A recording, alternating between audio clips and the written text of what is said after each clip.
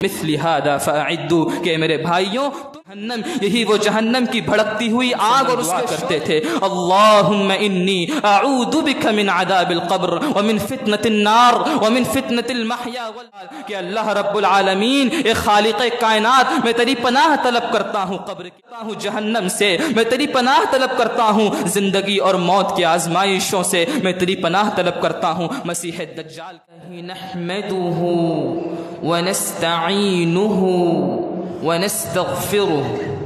ونعوذ بالله من شرور أنفسنا ومن سيئات أعمالنا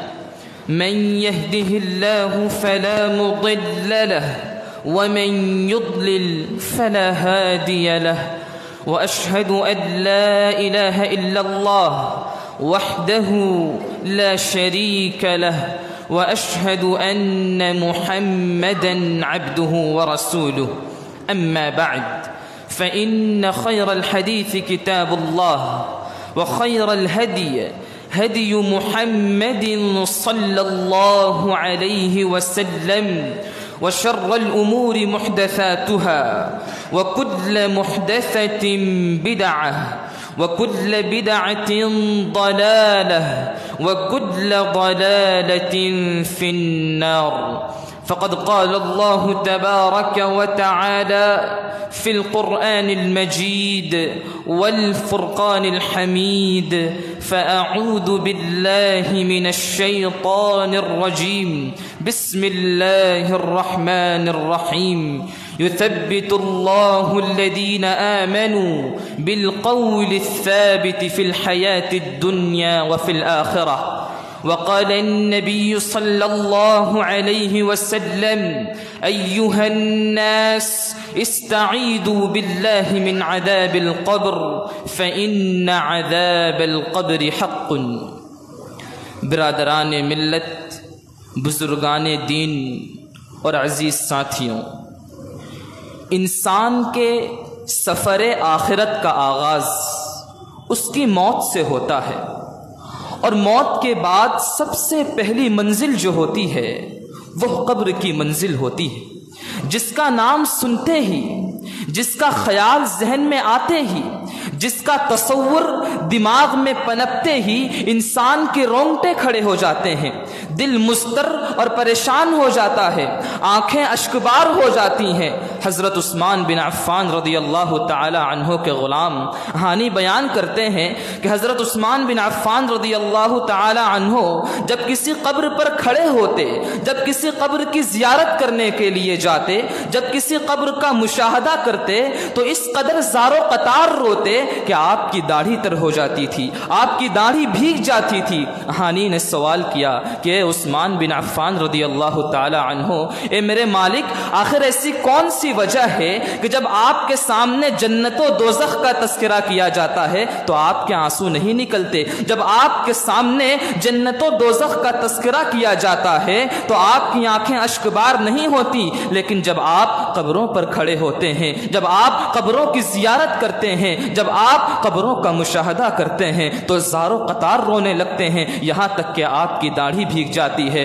حضرت عثمان بن عفان رضی اللہ تعالی عنہ نے فرمایا کہ اے ہانی مجھے رسول اکرم صلی اللہ علیہ وسلم کا وہ فرمان یاد آتا ہے ان القبر اول منازل الآخرہ فإن نجا منه احد فما بعده ایسر منه وإن لم ينج منه احد فما بعده اشد منه حضرت عثمان بن عفان رضی اللہ تعالی عنہ کہتے ہیں کہ اے ہانی مجھے اللہ کے رسول صلی اللہ علیہ وسلم کا وہ فرمان یاد آتا ہے کہ یقیناً قبر آخرت کی منزلوں میں سب سے پہلی منزل ہے اگر کوئی اس منزل میں کامیاب ہو گیا تو اس کے بعد کی منزلیں مزید آسان ہو جایا کرتی ہیں اور اگر کوئی اس منزل میں ناکام ہو گیا اس منزل میں نجات نہ پا سکا تو بعد کی منزلیں مزید دشوار گزار اور کٹھن ہو جاتی ہیں یہ عثمان بن عفان رضی اللہ تعالی عنہ کا حال ہے وہ عثمان بن عفان رضی اللہ تعالی عنہ جو خلفائے راشدین میں سے ایک خلیفہ ہیں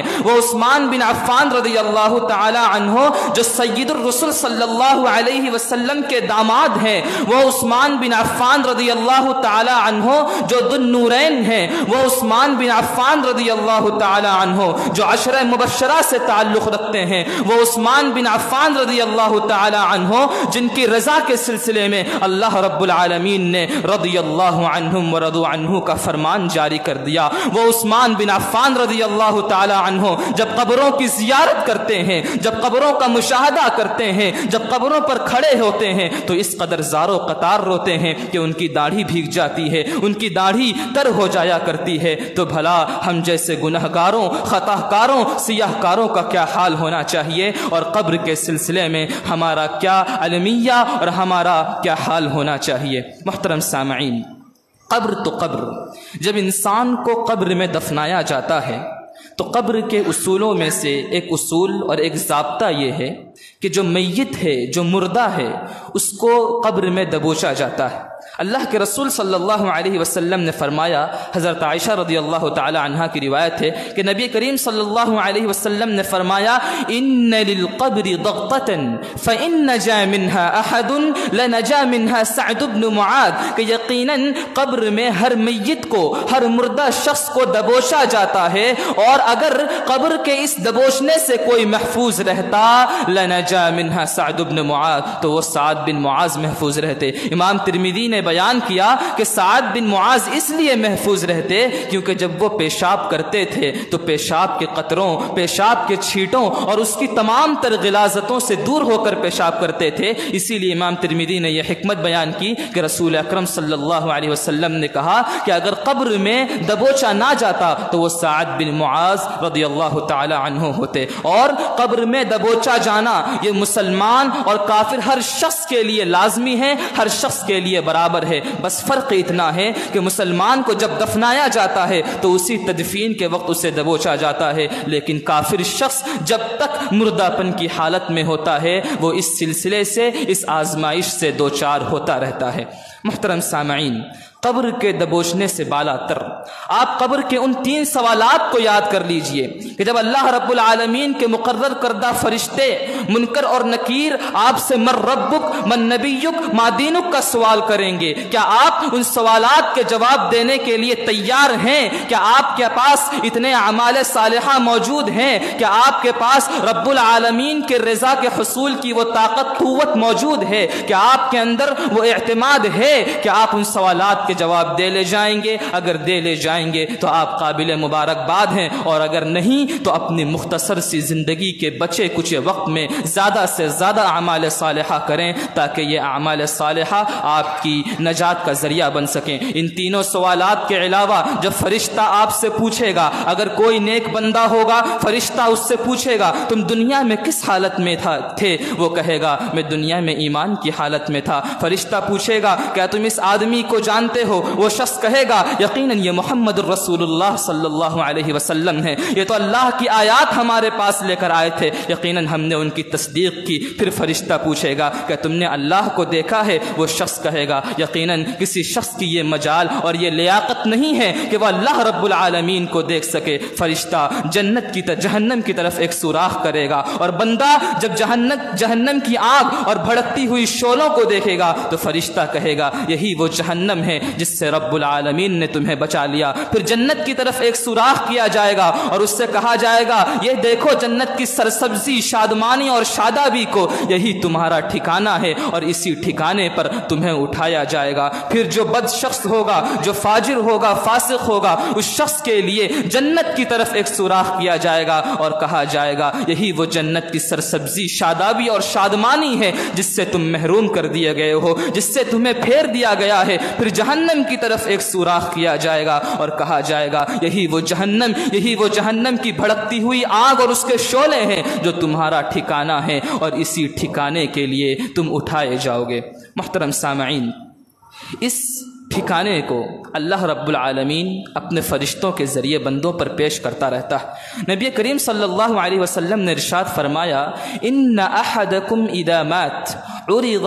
علیہ الموت غدوا وعشیا، کہ جب تم میں سے کوئی شخص مر جاتا ہے، تم میں سے جب کسی شخص کو وفات آ جاتی ہے تو اس کے لیے اس کا ٹھکانہ قبر میں صبح و شام اس کے لیے پیش کیا جاتا ہے۔ لہٰذا اگر آپ جنت و جہنم میں سے کسی چیز کو منتخب کرنا چاہتے ہیں تو یہی دنیا آپ کے لیے اعمال گاہ ہے، آپ اسی دنیا میں اعمال کریں اور اپنے ٹھکانوں میں سے، دونوں ٹھکانوں میں سے کوئی ایک ٹھکانہ طے کر لیں۔ محترم سامعین، جب قبر میں آپ کو دبوچا جائے گا، جب قبر میں آپ سے سوالات کیے جائیں گے، جب یہ قبر کی دشواریاں آپ کو جھیلنی ہوں گی تو یقیناً آپ کو اس کے لیے ابھی سے تیاری کرنا ضروری ہے۔ حضرت براء بن عازب رضی اللہ تعالی عنہ کہتے ہیں کہ ہم رسول اکرم صلی اللہ علیہ وسلم کے پیچھے، ایک جنازے کے پیچھے چل رہے تھے، اچانک ایک وقت ایسا آیا کہ رسول اکرم صلی اللہ علیہ وسلم قبر کے ایک کنارے پر بیٹھ کر رونے لگے۔ صحابہ کرام نے عرض کیا، اے اللہ کے رسول، آخر ایسی کون سی بات ہے، ایسی کون سی وجہ ہے کہ آپ اس قدر زار و قطار قبر کے ایک کنارے پر بیٹھ کر رو رہے ہیں، اور ایسے رو رہے ہیں کہ جس مٹی پر آپ بیٹھے ہوئے ہیں وہ مٹی آپ کے آنسوؤں سے تر ہو گئی ہے۔ اللہ کے رسول صلی اللہ علیہ وسلم نے ارشاد فرمایا، یا اخوانی اعدوا لمثل ھذا، کہ اے میرے بھائیوں تم بھی اسی طرح کے دن کے لیے تیاری کر لو، اے میرے بھائیوں تمہیں بھی یہ دن جھیلنا ہے، تمہیں بھی قبر کی نیند سونا ہے، لہٰذا تم اسی دن کے لیے ابھی سے تیاری کر لو۔ اللہ کے رسول صلی اللہ علیہ وسلم نے کہا، یا اخوانی، اے میرے بھائیوں، لمثل ھذا فاعدوا،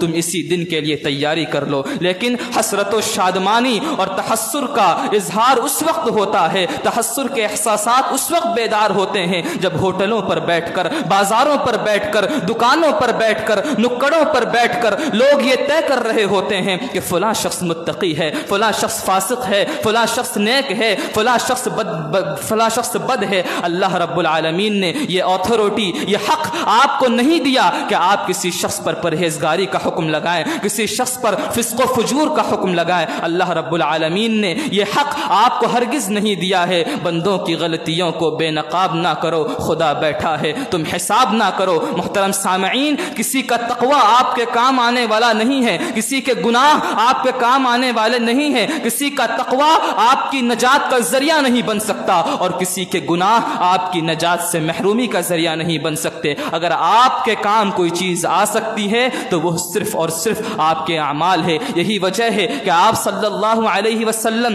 جب قبر کے کنارے پر بیٹھ کر رو رہے ہیں، اس سے معلوم یہ ہوتا ہے کہ قبر مقام عبرت ہے، قبر مقام نصیحت ہے۔ جب انسان قبر کو دیکھتا ہے تو اسے آخرت کی یاد آتی ہے اور اس کا دل نرم پڑ جاتا ہے۔ اور پھر جب آپ صلی اللہ علیہ وسلم نے لمثل ھذا فاعدوا، کہ تم اسی طرح کے دن کے لیے تیاری کر لو، یہ فرمان کہا، تو اس سے معلوم یہ ہوتا ہے کہ انسانوں کو اس دن کے لیے تیاری کرنی چاہیے۔ کیوں؟ اس لیے کہ اگر اس کے کام کوئی چیز آ سکتی ہے تو وہ صرف اور صرف اس کے عمل صالح ہیں۔ یہی وجہ ہے کہ رسول اکرم صلی اللہ علیہ وسلم نے ارشاد فرمایا، یتبع المیت ثلاثہ، کہ جب انسان مرتا ہے تو تین چیزیں اس کے ساتھ اس کے پیچھے پیچھے چلتی ہیں، اہلہ وعملہ ومالہ۔ ایک تو اس کے اہل و عیال، اس کے گھر والے اس کے پیچھے پیچھے چلتے ہیں، وعملہ، اس کا مال اس کے پیچھے چلتا ہے، وعملہ ومالہ، اس کا عمل اس کے پیچھے چلتا ہے اور اس کا مال اس کے پیچھے چلتا ہے، فیرجع اثنان ویبقى واحد، تو دو چیزیں واپس لوٹ جاتی ہیں اور ایک چیز باقی رہ جاتی ہے، فَيَرْجِعُ أَهْلُهُ وَمَالُهُ وَيَبْقَى عَمَلُهُ، تو اس کے اہل و مال، اس کے اموال و اولاد، یہ ساری چیزیں لوٹ آتی ہیں۔ اگر کوئی چیز باقی رہتی ہے تو صرف اور صرف اس کا عمل باقی رہتا ہے۔ لہٰذا قبر کے عذاب سے چھٹکارے کا اگر کوئی پیمانہ ہے تو وہ صرف اور صرف اللہ رب العالمین نے عمل صالح کو قرار دیا ہے۔ لہٰذا اگر آپ کے کام کوئی چیز آ سکتی ہے تو وہ صرف اور صرف عمل صالح ہے، وہ صرف اور صرف عمل صالح ہے۔ اور رسول اکرم صلی اللہ علیہ وسلم نے جب کہا کہ میرے بھائیوں آپ اسی طرح کے دن کے لیے تیاری کر لو، اللہ کے رسول صلی اللہ علیہ وسلم قبر کے کنارے پر بیٹھ کر رو رہے ہیں۔ آپ ذرا تصور کریں، تدبر کریں کہ وہ رسول اکرم صلی اللہ علیہ وسلم جو سید الرسل ہیں، وہ رسول اکرم صلی اللہ علیہ وسلم جو خاتم النبیین ہیں، وہ رسول اکرم صلی اللہ علیہ وسلم جو رحمت للعالمین ہے، وہ رسول اکرم صلی اللہ علیہ وسلم جو معصوم عن الخطا ہیں، وہ رسول اکرم صلی اللہ علیہ وسلم جن کی رسالت و نبوت کی تصدیق خود اللہ رب العالمین نے وما محمد الا رسول کے ذریعے جاری کر دیا، وہ رسول اکرم صلی اللہ علیہ وسلم جن کے اگلے پیچھے سارے گناہ معاف ہیں، لیکن اللہ کے رسول صلی اللہ علیہ وسلم قبر کے کنارے پر بیٹھ کر رو رہے ہیں اور اپنی رحمت للعالمین کے حق کو ادا کرتے ہوئے اپنے ساری امت کو حکم دیتے ہیں، یا اخوانی لمثل هذا فاعدوا، کہ میرے بھائیوں تم بھی اسی طرح کے دن کے لیے تیاری کر لو۔ لیکن افسوس اس بات کا ہوتا ہے کہ لوگ دنیا طلبی کے مارے، مفاد پرستی کے چکر میں قبر کے عذاب کو بھول جایا کرتے ہیں اور دنیا طلبی میں لگ جاتے ہیں، حتیٰ کہ ان کی حرص قبر کے لیے بھی ختم نہیں ہوتی۔ کسی شاعر نے بڑے لچھے دار انداز میں کہا، 2 گز صحیح مگر یہ میری ملکیت تو ہے، اے موت تو نے مجھ کو زمیندار کر دیا۔ یہ شعر حالانکہ کسی اور مناسبت سے، کسی اور معنی و مراد سے کہا گیا ہے، لیکن انسان کی حرص دیکھیے کہ انسان مرنے کے بعد قبر میں بھی اپنی حرص کو نہیں چھوڑتا۔ لہٰذا ضرورت اس بات کی ہے کہ آپ دنیا طلبی کے پیچھے نہ پڑتے ہوئے آپ قبر کے عذاب سے بچنے کی کوششیں کریں اور تمام راہوں کو اپنائیں۔ محترم سامعین، عذاب قبر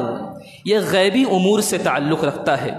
یعنی عذاب قبر ان امور میں سے ہے جن کا بندوں کو کوئی علم نہیں ہے۔ اللہ تعالیٰ نے عذاب قبر کو بندوں سے چھپائے رکھا ہے، لیکن آخر وہ کون سی وجوہات ہیں، وہ کون سے اسباب ہیں، وہ کون سی حکمتیں ہیں کہ اللہ رب العالمین نے عذاب قبر کو اپنے بندوں سے چھپائے رکھا؟ علماء کرام نے اس کی چند حکمتیں بیان کی ہیں۔ سب سے پہلی حکمت تو یہ ہے کہ اللہ رب العالمین ارحم الراحمین ہیں، اور اس کی رحمت کا تقاضا یہ ہے کہ اس کی رحمت سے کسی بندے کے کوئی تکلیف نہ پہنچے۔ آپ تصور کریں کہ کوئی شخص جو اپنے والدین کو یا اپنے بیٹے بیٹی کو یا اپنے بھائی یا بہن کو دفنا کر آ رہا ہو اور اسے معلوم پڑ جائے کہ میرے والدین کو یا میرے بھائی بہن کو یا میرے بیٹے اور بیٹی کو قبر میں عذاب دیا جا رہا ہے، تو کیا وہ چین کی سانس لے سکے گا؟ کیا وہ اطمینان کی زندگی گزار سکے گا؟ ہرگز ہرگز نہیں گزار سکتا۔ اسی لیے اللہ رب العالمین اپنے بندوں کو ان کی زندگی آسانی اور اطمینانی کے ساتھ گزارنے دے، اسی لیے عذاب قبر کو بندوں سے چھپائے رکھا۔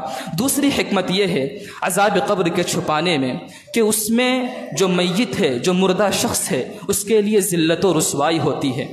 کہ جب اس شخص نے دنیا میں گناہ کیا تو اللہ رب العالمین نے اس کے گناہوں کو چھپائے رکھا، لیکن اب جب وہ عذاب قبر میں مبتلا ہے تو لوگ تانا دیں گے کہ اس شخص نے دنیا میں فلاں گناہ کیا تھا اور اس گناہ کے بدلے اسے قبر میں عذاب دیا جا رہا ہے، تو یہ اس مردہ شخص کے لیے ذلت و رسوائی ہے کہ یقیناً اس نے دنیا میں کوئی گناہ کیا ہوگا، اسی لیے اسے قبر میں عذاب دیا جا رہا ہے۔ اسی لیے اللہ رب العالمین نے اس حکمت کے تحت بھی عذاب قبر کو چھپائے رکھا۔ تیسری حکمت جو خود رسول اکرم صلی اللہ علیہ وسلم نے کہا، فرمایا لولا اللہ تدافنوا، کہ اگر مجھے اس بات کا خوف نہ ہوتا،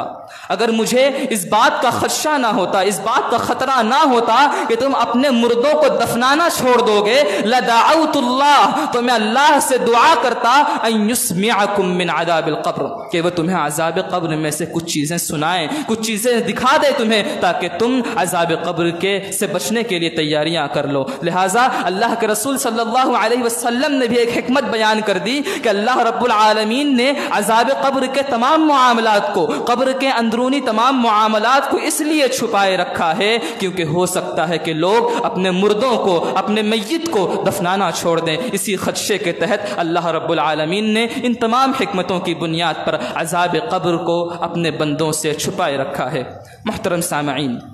عذاب قبر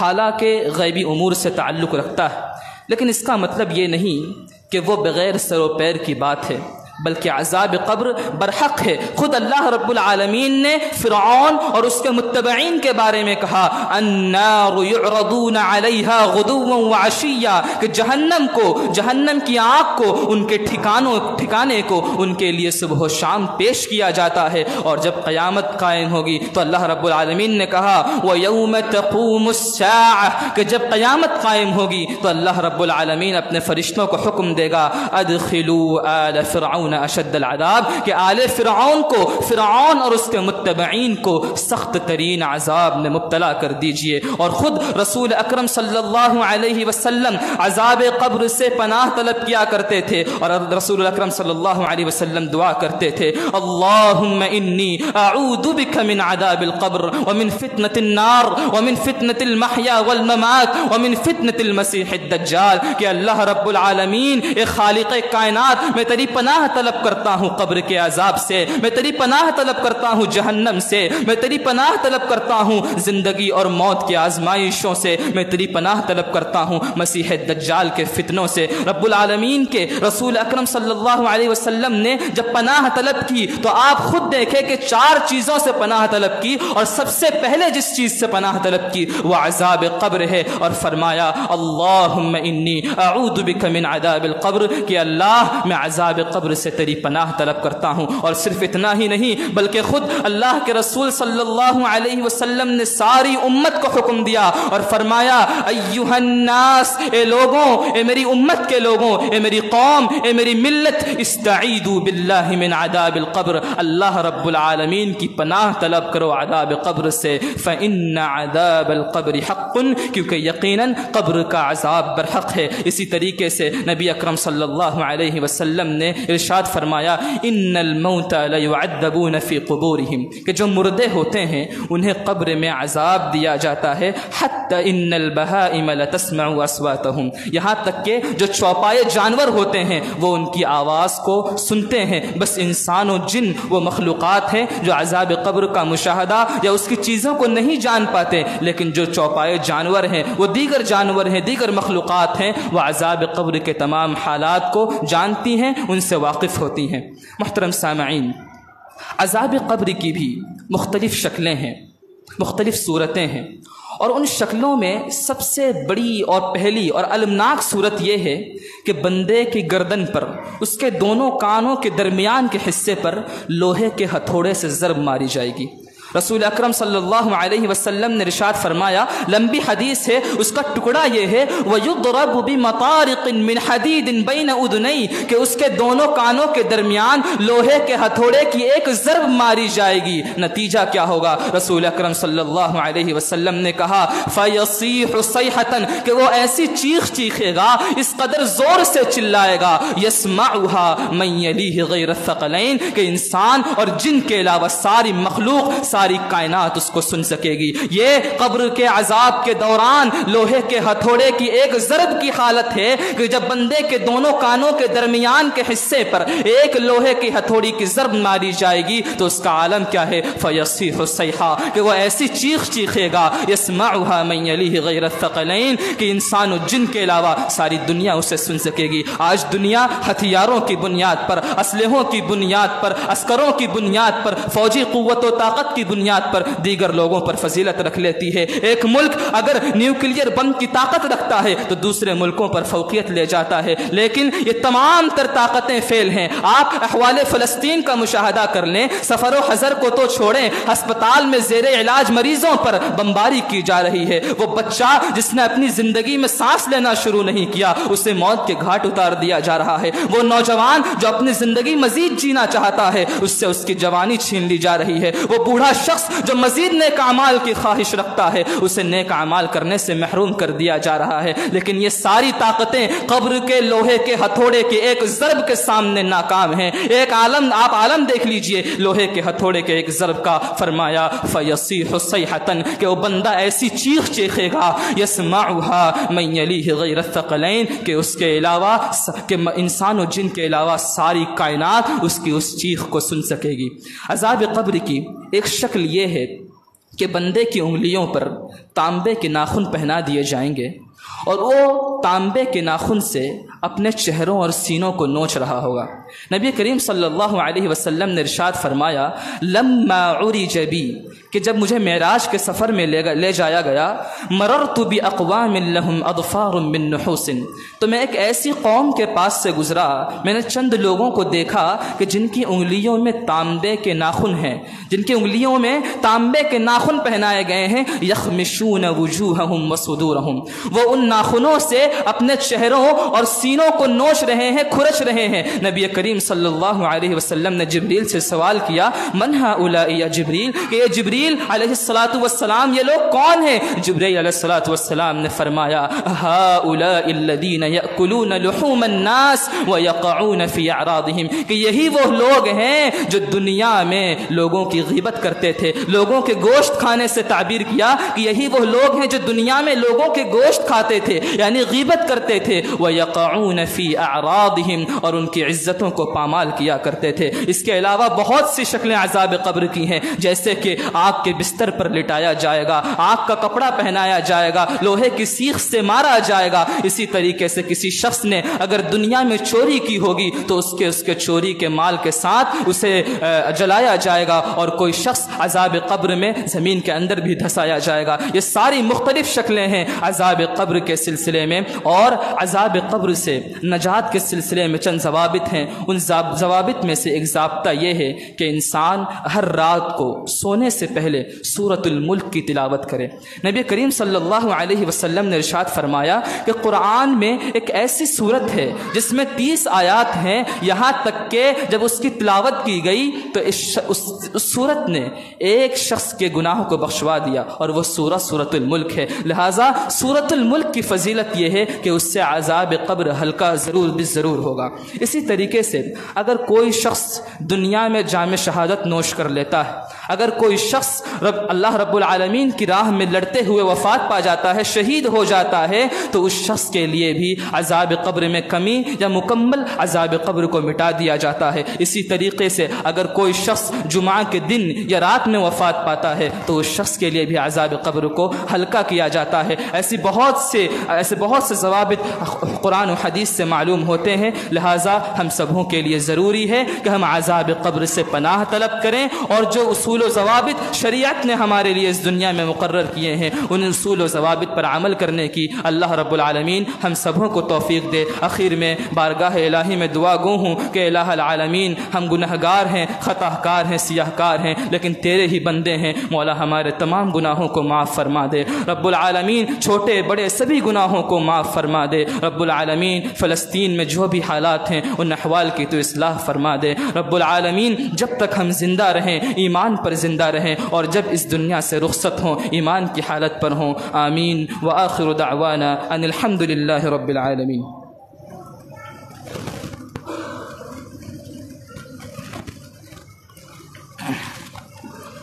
ان الحمد للہ نحمده ونستعینه ونستغفره ونعوذ بالله من شرور أنفسنا ومن سيئات أعمالنا، من يهده الله فلا مضل له ومن يضلل فلا هادي له، وأشهد أن لا إله إلا الله وحده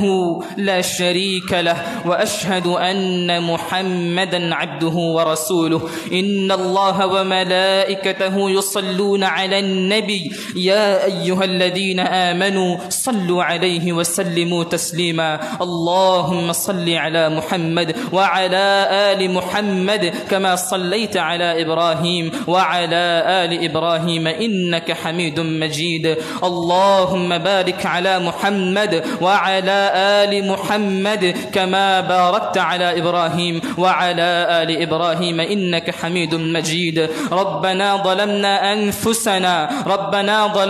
أنفسنا وإن لم تغفر لنا وترحمنا لنكونن من الخاسرين، ربنا اصرف عنا عذاب جهنم، ربنا اصرف عنا عذاب جهنم إن عذابها كان غراما، عباد الله رحمني ورحمكم الله، إن الله يأمر بالعدل والإحسان وإيتاء ذي القربى وينهى عن الفحشاء والمنكر والبغي يعظكم لعلكم تذكرون، ولذكر الله تعالى أعلى وأعز وأجل وأتم وأكبر، والله يعلم ما تصنعون، قوموا للصلاة.